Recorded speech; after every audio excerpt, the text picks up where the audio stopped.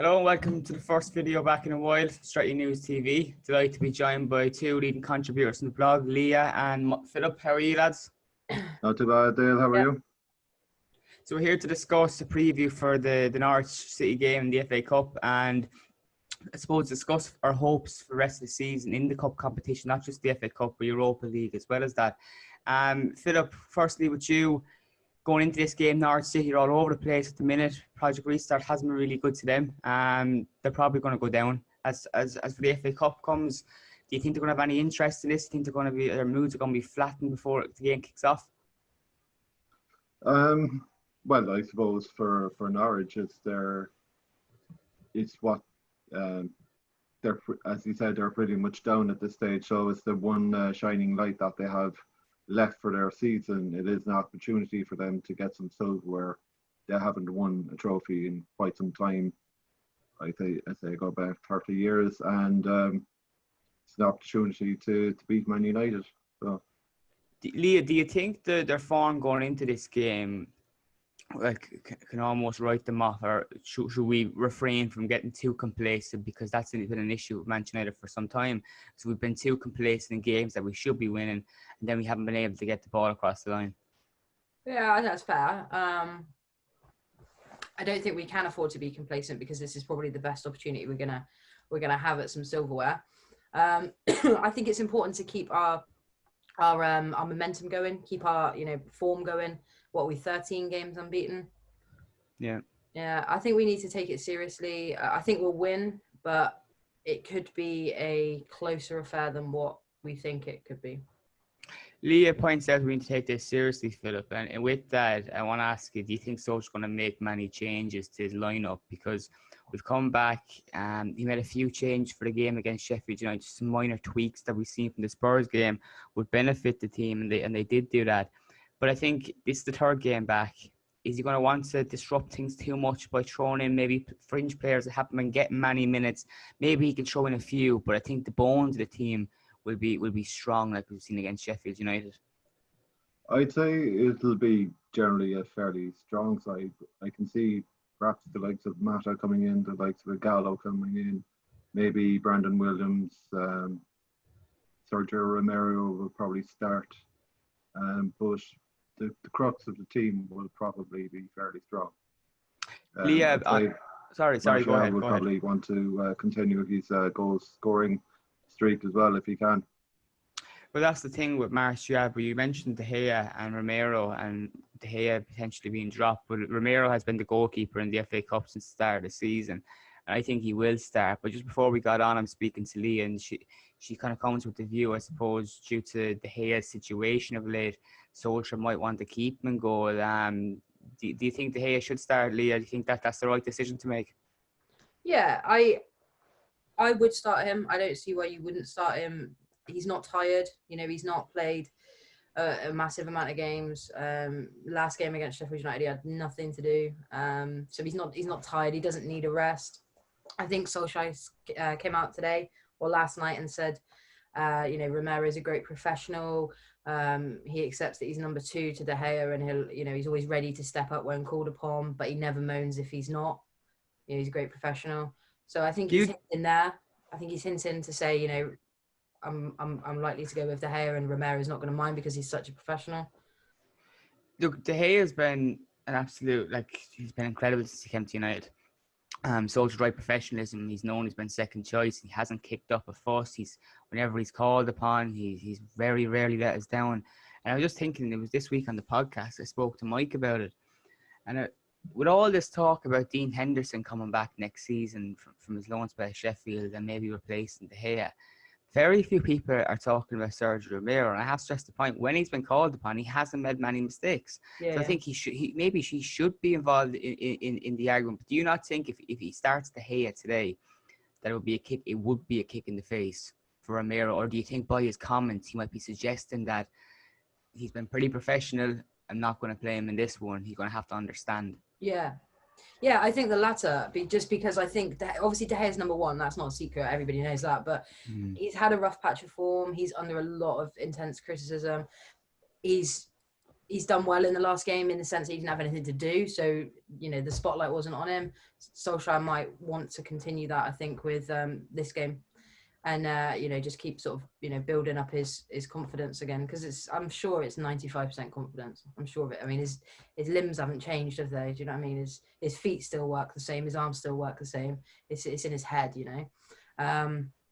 But yeah, Romero, best number 2 in the world. Can't think of a team that's got a better number 2 than Manchester United. Philip, do you Well, I agree think it on De could Gea? be up to whether De Gea wants to play or not. Yeah, you think if De Gea stamps his feet or stamps his gloves even and says that I want to play this game, I need this for my confidence. I think if it came down to that, Solskjaer maybe might twist Solskjaer's arm a small bit, but I'm not sure De Gea will do that. I think it's a matter of maybe Romero being the FA Cup goalkeeper. De Gea, he knows he starts each week, but then again, Liam brings up a big point that we need De Gea back to his best, and if that means playing games and making saves to get him back to that, then Solskjaer needs to think about the end of the season and a push for top 4. Because if we start conceding more goals like the one against Spurs with Steven Bergwijn, we won't get top 4, because that's exactly the reason why you drop points. The game against Spurs, we should have won that game. I know it was a close affair. And the game affair. against Everton as well before the break. Exactly. Yeah, exactly. So it's dropping his points, and when it's dropping his points, that's when the questions need to be asked about his future. And we've a great degree of loyalty to De Gea. No one is saying that he's a terrible goalkeeper. I just think he's shot of something at the moment. He's not 100% himself, and that's been the case since the 2018 World Cup. And just to bring it up, I know hindsight's a great thing, Philip, but United recently gave De Gea a new contract, making him the most expensive or highest paid goalkeeper in the world.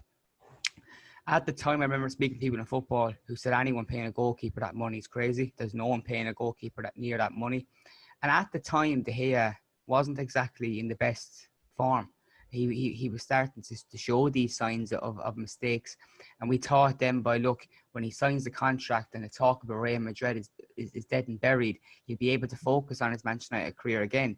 We're still seeing those mistakes. Do you think in hindsight, the contract was a mistake? Because it puts United into a big situation now that if they do want to bring in Henderson and get rid of De Gea, who's going to pay the wages De Gea's on? Nobody.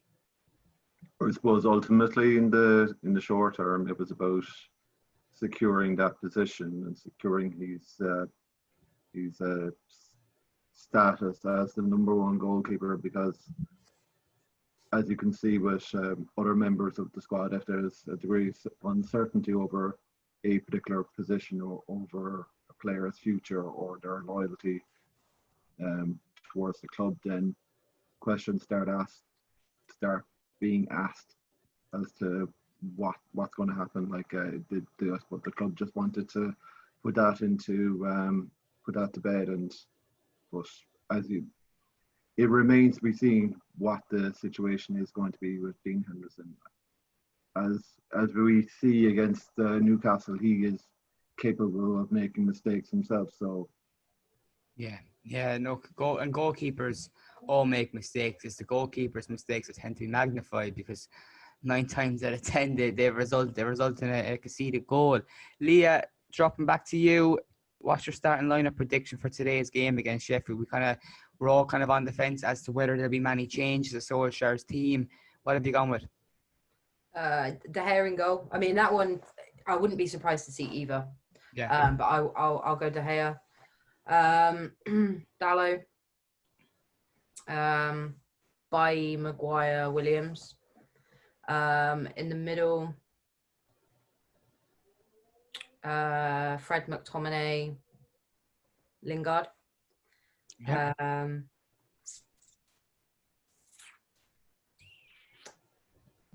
James, Igalo, Mata. Mata starts. Just one of the ones that you mentioned, Diego Dalot, right back. I'm thinking about sending out a search party for him if he doesn't feature even on the starting lineup or bench, because where has he been? Project Restart came, Solskjaer gave his first injury update before the Spurs game, and he mentioned that Phil Jones had picked up a knock, and he mentioned that Alex Altuve was still out injured. There was no talk of Diego Dalot, unless I missed that. Did he say anything about it, Leah? No, I don't think so. Nope. He's been training. No, he's been training. You see, it's just his not being included in games. It confuses me because he's such a useful asset to a team like this that we haven't got necessarily much competition at right back for Wan-Bissaka, and we haven't got a lot of competition bar our left back bar Luke Shaw and Williams. It's handy to have that extra player who can play on both flanks. So I would have expected him to play more this season. If he doesn't play today, I'd be thinking he could be gone in the summer. Yeah. If he hasn't got a place in the team in the cup against a very, very poor Norwich City side, I'm afraid he's pissing in the wind at Manchester United. He's a very, very good young player. He needs games. And I think an article you wrote for the site, Leah, I'm pretty sure it was you, about Jadon Sancho, that if United are trying to negotiate a deal and Solskjaer doesn't fancy Diego Dalot, does not make more sense to do a swap deal, potentially. Well, they've just lost their right attacking wing back, haven't they? And Hakimi, he's gone back to Real Madrid and now he's going to Inter. But, they haven't got anyone. I think they got Piszczek still plays there, but he's about 105. Like, they obviously, they need someone else. Like, they need backup, probably a regular starter. And, like, Dalot is just, he's young. He fits the Dortmund mold perfectly. Like, I would just chuck him in and just be like, look, here's 40 million as opposed to 80, but take Dalot as well. You see, the thing for Dalot is you should be looking at this as maybe a way to really kickstart his career again. Dortmund, so many players go to Dortmund, and that's where their careers tend to be built. You look at Erling Haaland, he turned down and moved to so many other big clubs to play at Dortmund. You look at the transfer saga Manchester United are currently involved in with Birmingham City's Jude Bellingham. Reports will lead you to believe that Dortmund are leading the race. Sancho himself going there for Man City. So it's not just football fans that are looking at Dortmund and saying, well, what they're doing is incredible. The whole football world is looking, and I've been speaking to people involved in football this year, involved in Premier League clubs, and I've been told that it's the model that a lot of clubs are looking at. Looking at adopting, because it's financially, when it comes to the transfer window, they're not stupid. They're not signing players for ridiculous fees, and they're signing players that they know there's no risk involved. They know they will make a profit on. Erling Haaland, easy business. Bring him in, give him all the games of the Bundesliga. He grows and he leaves in a year or two. Real Madrid, Man United, or whoever. And it's a good place for that to potentially go and get games and be on a worldwide stage and maybe get a bigger move. But even if he doesn't, playing for Borussia Dortmund isn't particularly a bad stage to play at.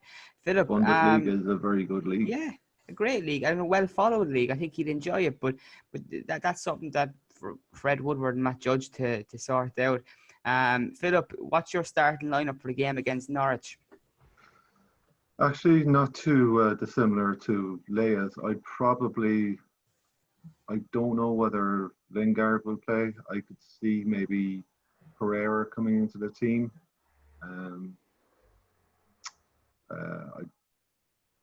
Maybe they could play Martin, more attacking midfielder, as maybe play Gallo up front with James off him.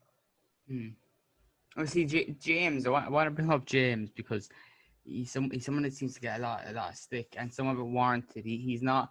I'm not going to say that he's a 9 or 8 out of 10 performer every week, but he has played more games this season than I think he would have imagined. I think Solskjaer would have imagined. I thought it was clever the way in which he took him out of the team against Sheffield, because he kind of had a stinker against Spurs, and it was clear then from the substitutions he made against Spurs that maybe Mason Greenwood, he's become a man over the pandemic. Look at the size of him. He's a big brick now. And I think he gave him the start, and he looks ready. Mason Greenwood looks ready. And I think that maybe between the end of the season, now and the end of the season, we'll see more Greenwood starting games. But in this, I've gone for James to start too. I think he's had a really good season. I think his story is really, really good. He's a good future at Manchester United. And I think it's one of the players that Solskjaer has been looking to bring in. You look at his first summer and the players he got rid of. He got rid of Sanchez out on loan. Lukaku didn't want to be there. And his whole strategy in the transfer market was to bring in players that he saw as Manchester United players that wanted to be there, not just there for the commercial profile, for the amount of money much money they're going to make. And I think all the signings he brought in, pretty much every player he's brought in, has been of the right mould. Daniel James is a good kid. I'm not saying that I rate him because he's a good kid, but I rate him because he has the attributes, and also, along with being a good kid, to become a really, really good footballer. I see him starting today in a front three with a Gallo in the centre, and Marcus Rashford I think will get minutes on the left. I haven't started Pogba because I went with Lingard instead on the basis of Solskjaer's quotes before the match. He kind of made it clear that Lingard would start, and have him in midfield alongside McTominay and Fred. Those two need minutes. And the FA Cup, look, they've been in such good form this season. It doesn't really feel like we're throwing in fringe players here. It's still a very, very strong side. In defence, I got Aaron Wan-Bissaka at right back.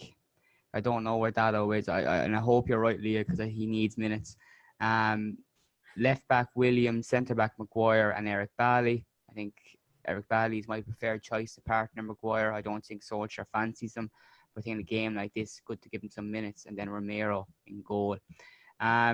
Just on James, Leah, I know you have a slightly different opinion to him. Do you think a game like this is maybe a good chance for him to come on and maybe get a boost? Because at the start of the season, he was scoring goals. He may be burnt out at this stage now, but it's been a big jump up for him from the Championship. Yeah, I mean, listen, he's a United player. I want him to do well. I'd rather him do well than not do well. I don't have like this personal vendetta against him or anything like that. I just feel like, for me, he's not up to the United standard that we need to be looking at in order to progress, sort of mount a serious challenge in the next sort of like 2 seasons. I don't see us doing it with Daniel James. I feel he leaves me frustrated. Like, he picks up the ball and he's really exciting because he's one of the fastest players I've ever seen in my life. He is rapid, but I just wait to be disappointed. I just feel like he has such a poor footballing IQ that he will get to the byline or get to the edge of the box or wherever, and then he stops and thinks about what he's going to do. And amidst like all that confusion, he ends up doing actually nothing. Like, that's how I feel about him. I really want to be wrong, and I want him to, start today and get a hat trick, set up 5 goals. Like, that would be amazing. But I just don't see it. I think there's a reason that Leeds were in for him and not Manchester City. Do you know what I mean? Yeah, I think another factor too, because I look back to the Manchester derby, and I think it was very clear on what his job was for that game. And I think looking back, he absolutely terrorised City because they couldn't keep up with his pace. Those through balls that were coming from the centre, down the flank from Bruno Fernandes, he kept giving the ball because he knew they couldn't keep up with him. Yeah. I think in an environment like that where his game is almost kind of set in stone from beforehand, he knows what he has to do. He performs very well in that environment, but I think you might be right. Maybe his football IQ is not quite there yet. In games in which he has to use his own brain and find ways to impact it, he might struggle, he might go quiet. But again, he is a young lad, and I think that over time in games like this, and even playing with better players, I know we kind of overanalyze it when we have experienced players coming to Manchester United and we say, oh, he'll do good for some of the younger lads and blah, blah, blah, like Gallo. But I think the likes of Bruno Fernandes, although he's still a young footballer, I think he's going to basically teach so many young players around the Manchester United because he's come in with his attitude and his way he wants to win. I think that's going to have an everlasting impact on those boys like James, Mason Greenwood, and so on. He's got that Eric vibe to him. Yeah, he has a really nice vibe about him. He comes in, you see him in training, you see he's really working hard, smiling. Also, I know he scored a hat-trick the other night, Anthony Martial, and he was buzzing. He couldn't hide his smile after the game. We always comment on how he never smiles. But if you look at training pictures since Bruno Fernandes has come, the two of them have struck a bit of a bond, and they're always smiling now. So the camp is much happier. And I've always said, if a camp of players is happy, 100%. Results are going to be good. Results are going to be good.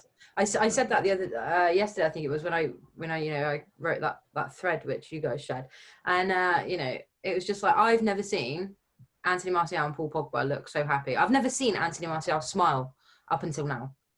I read a quote from Bruno Fernandes this morning that he said the first thing Pogba did, he arrived in the dressing room, Pogba was reading a book, and he knew obviously Fernandes was coming in, and he showed him 3 houses. He goes, what's your price range and which one do you want? Because he'd only have to come into Manchester.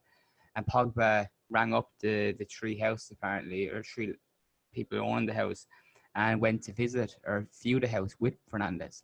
You know, it's things like that that we don't really hear much about. I hope it's true. I hope it's not a false quote, Yeah. because with Pogba, we don't really hear much of those kind of stories. And if that's true, it shouldn't be swept under the rug. Even some of the criticism Pogba has gotten in the past over his hair. If that is true, then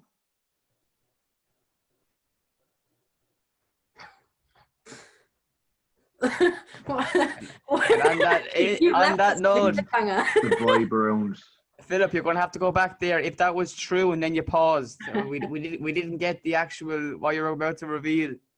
Sorry, I was going to say that if that is true, then that needs to be publicised more, and more people need to be made aware of the fact that the atmosphere is so much more positive around the club, considering it's being so toxic for a long period of time. And that kind of, you mentioned the word toxic. I think if you spoke to many United fans, we'll give it 2 months ago, and you mentioned the word toxic and why they think the dressing room is so toxic, I think a lot of people would have said Paul Pogba. And I think it's his, I've always kind of put the blame of why we have that perception of Paul down to people who represent him, down to Mino Raiola. He might be the best agent in the world, but he also does some shrewd things which doesn't leave his clients in the best spotlight. And he has to take a lot of responsibility for that. A lot of the hate Paul Pogba gets, if you look into it, it hasn't been leaked by Manchester United. So it hasn't been leaked by United, because a lot of it comes from the agent. Yeah, his brothers, constant mouthpiece. And that's why we reflect so bad on Pogba, I believe. It's not all about him. Because he's actually quite. You don't really see him do many interviews. He doesn't do many interviews with the English media, but the English media know everything about him. And that's what always kind of confuses me. You know, he doesn't speak to the media. I spoke to a French journalist 2 weeks ago who mentioned that Pogba only recently kind of opened up with the French media at an international tournament because of the stuff that was being covered about him. And he felt that he was being, you know, almost targeted. Now, I'm not saying he's been always the best. I think he has made some mistakes himself. He definitely could have come out and shut up his agent. He didn't do that. But the perception of Pogba, I think, has been painted by Raiola and his trolls more than anyone else. Yeah, so it's the whole entourage, isn't it, behind Paul Pogba? I said this the other day.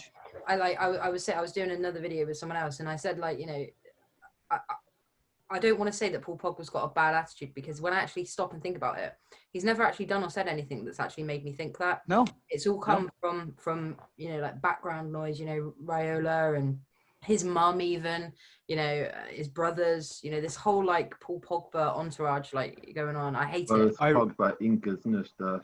Yeah, I really don't like how his brother chips in with these interviews every now and again, and this runs his mouth. Like, Pogba must be sitting at home and reading his notification when this pops up and his brother Matty says something, and it does not give a good image of Pogba at all. It actually makes matters 10 times worse for him, that he's leaving, that he's not happy, Madrid want him, blah, blah, blah. I think the matter of it is that his two brothers, professional footballers, and credit to him, you know, kind of professional football is not easy. But I think they look at Pogba and they look at his stardom and they look at kind of saying, well, we need to some way attach ourselves onto that. And by mentioning Manchester United, it's probably the best tool to do so. Yeah. Well, those two words are guaranteed. They're guaranteed hits, aren't they? Yeah. Well, we need more hits on Stretty News, so make sure you click on our articles. Just to quickly, before we move on to some Europa League chat before we finish up, because I think the recording might stop on us. Anyway, so predictions. Philip, what are you going for the Norwich game? I reckon 3-1. 3-1. Leah? 3-0. Don't think Norwich are going to score. I forget what I said in the podcast now, but I'm going to go 2-0. I think United will get the job done. I don't think it'll be easy sailing. It'll be a matter of if they get an early goal. Norwich could be in trouble then, because I've noticed this in game point, closed doors. There's that eerie atmosphere. There's no pickup from the fans when you go a goal down, and they could really suffer from that today. It's at Carrow Road, and there's actually this great picture United shared on Instagram. I think it was yesterday, of the last outing at Carrow Road, and it has with Brandon Williams on the sideline. Yeah, Williams, Garner, and Greenwood are warming up and clapping Marcus Rashford. That's like, Oh yeah, it's I've seen that.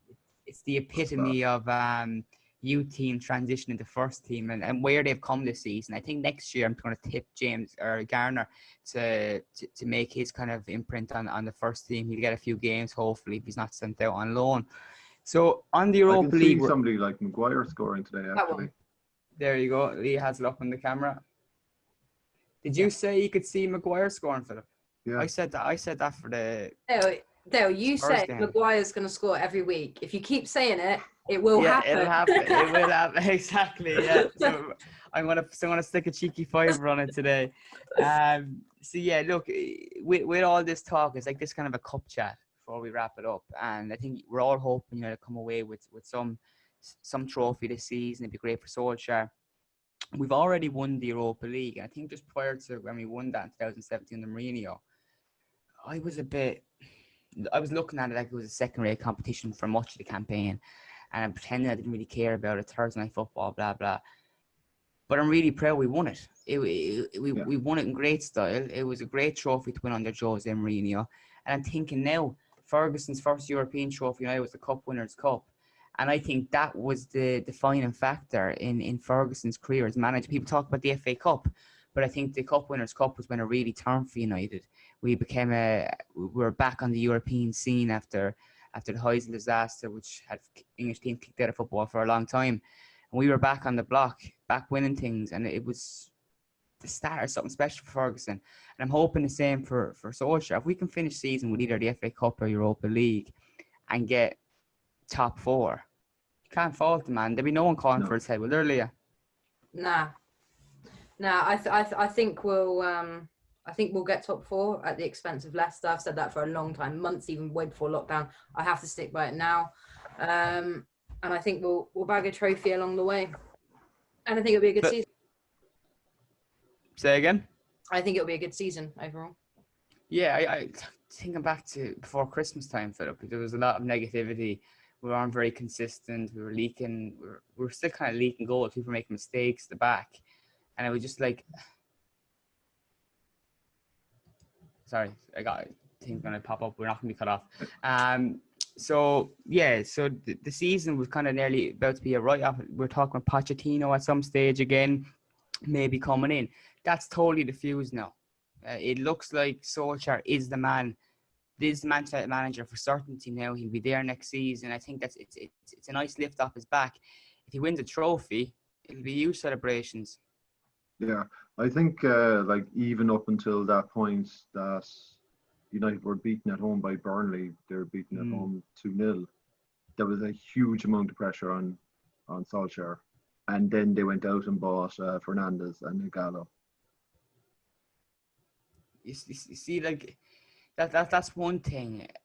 We can compliment them on going out in January and getting in Fernandes when we needed to, but are we looking at the bigger picture? Why wasn't he signed in the summer? He was on the list. The club actually turned their back against him. He wasn't at the top of United's list at all. And then they make the decision to buy him a few months later, and he turned the season around. I know they were saying great signing, but I'd also be looking at who decided not to sign him in the summer. How good of a season would we've had if he was there at the very beginning? Yeah, he almost went to Spurs, didn't he? Yeah. Do you know what I mean? So he could have went to Spurs, and the difference that would have made to us would have been a detrimental effect. We wouldn't have known about it. We wouldn't have known about it. But right now, I'm looking at a player who I think, if he keeps up this rate of consistency and he carries it into next season, there'll be people talking about him in the same spotlight as Kevin De Bruyne. I do think so. I think he's been that good. He's been absolutely amazing. Obviously with the Europa League though, we have a 5-0 advantage. I'm nearly forgetting myself against Lask after an away game. Yeah, it's touch and go. Yeah, it's close. Touch and go. If the second leg takes place, that hasn't been kind of confirmed yet. The second leg's of those that round, they're not sure what they're going to do with that. But the remaining of the competition, the semi-finals, or the quarterfinals and semi-finals, will be one leg affair. And the final played in Cologne, I believe, in Germany. So we're still kind of in the midst about what's going to happen there. Obviously, beat Norwich today. We're progressing in the FA Cup, and we'll be quite confident about that. Do you reckon we can go all the way in the Europa League as well? Can we win 2 trophies, Leah? Yeah. 2 trophies and top 4. Is that possible? Yes, it's possible. I don't know. I think the problem with the top 4. I mean, we talk about top 4 like it's a trophy in itself, but you talk about top 4 and the Europa League. I think it's going to come down to Ollie prioritizing one or the other, because if you win the Europa League, you don't need to worry about getting top 4 anyway. So I think he's gonna prioritize the league over the cup, just because of our running. Yeah, I think too, maybe if he got the top 4 and he got the FA Cup, I think that would probably be his preference, because I think it's important that he wins a trophy, and I stress that. I know it's only his first season, right? But you go into your second season and you haven't won a trophy yet. People start asking questions. The people will be asking questions at the end of last season if he hasn't got a trophy, because it's the biggest club in the world. You look at the stick that Pochettino got at Spurs because he wasn't reckless enough. That was his problem. He didn't want to go out and win an FA Cup or a League Cup. And you look at Spurs fans, and the reason he got the sack, all they want is a trophy. All they want to hold on to is a trophy. You have to be reckless enough. And that's the difference, I think. People can get on the kind of, I know I'm a big fan of Pochettino, but the big drawback is that he's not reckless enough.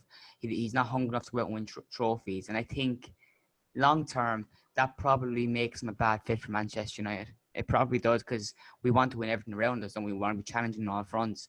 And if he kind of, as Spurs manager, prioritizes unrealistic ambitions like a Premier League title, when you can't even get your bread and butter like a cup, forget about it. So yeah, look, I suppose we're all kind of hoping we come away from the season with some trophies. Before we wrap it up, Philip, have you anything to add about today's game or maybe the remainder of the season with top 4?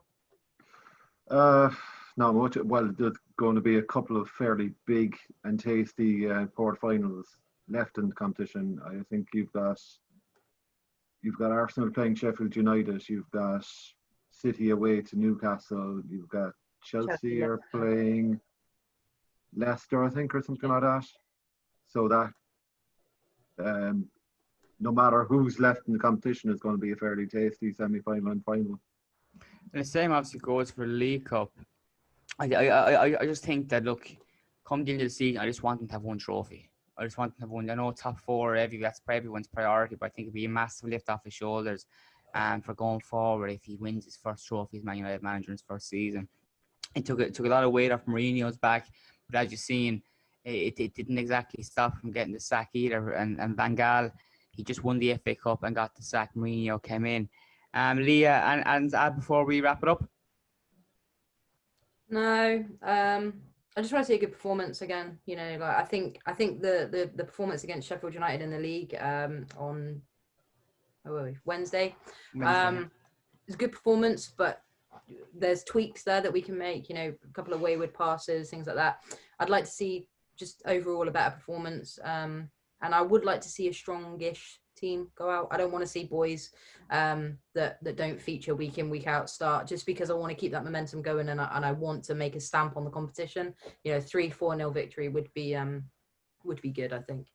Yeah, I think, look, this is such a good opportunity to progress against, like I said, a struggling North side.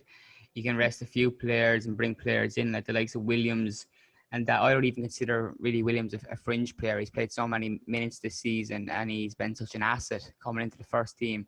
That, like, although you're not starting maybe your first choice foot left back in Luke Shaw, but it's certainly not a bad option to have. The same goes for Eric Bailey, a centre back who I got in. Fred, McTominay, Lingard. I know people slag Lingard, but I'm talking about as this isn't our first team.